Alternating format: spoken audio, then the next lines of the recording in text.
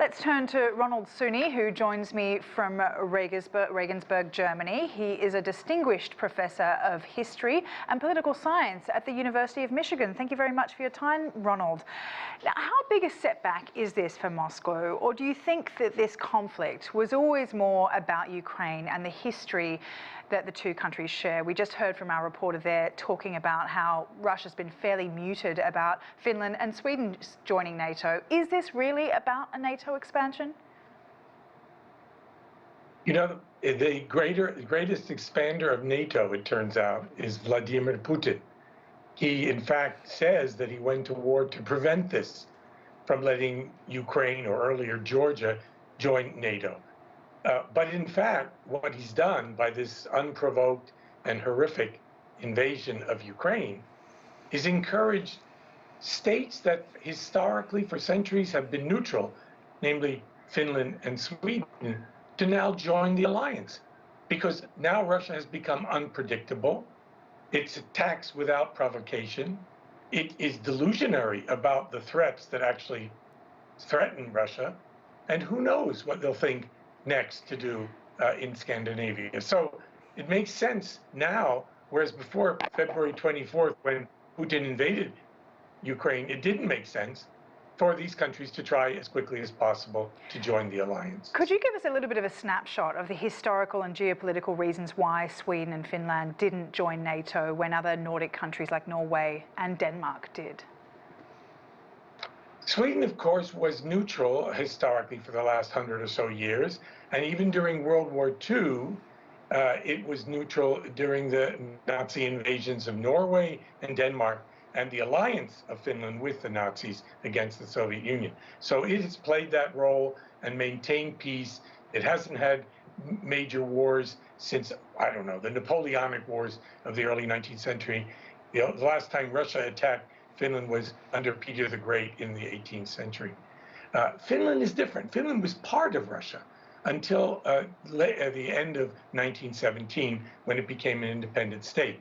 And then, during that the period after Finnish independence, Finland carried out a very unique foreign policy, which has the name Finlandization.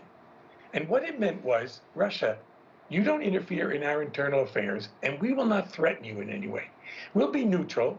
We'll even be friendly to you, but just leave us alone. And it worked all this time until February of this year. And that goes to my next point. It's clear that especially for Finland, that the decision to join NATO was more geopolitical, the threat from Russia being more tangible given the, very long border that they share.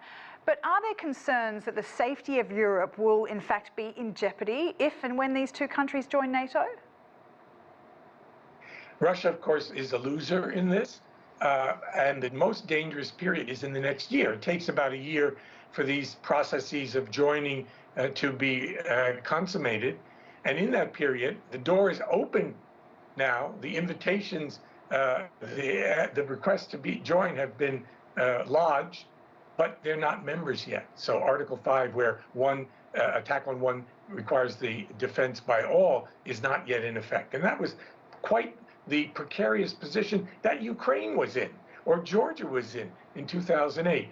That is, the door was open, but we're not really going to let you in, at least in those two cases. Now, Europe is ready to accede quickly and to Sweden, unlike Ukraine or Georgia.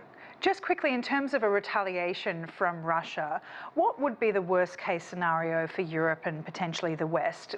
Is it a military action that we should be concerned about against NATO, or are we talking something more harmful like a disinformation campaign or cyber attacks? Given the strong response of Ukraine in the wake of the invasion by Russia, their heroic defense of the country, Russia's failure militarily in large parts of the campaigns that it undertook in February, it's less likely that Russia would want in any way to expand this war right now. It's got both feet in deep mud in Ukraine. Therefore, the response to the Finland and Sweden move into NATO, I think, will be economic, will be about energy, will be, various kinds of diplomatic moves, but I would doubt that it would be anything military. Putin does not want to expand this war at this point. All right, Ronald Suny, thank you very much for your time. My pleasure. Still to come, hope and despair.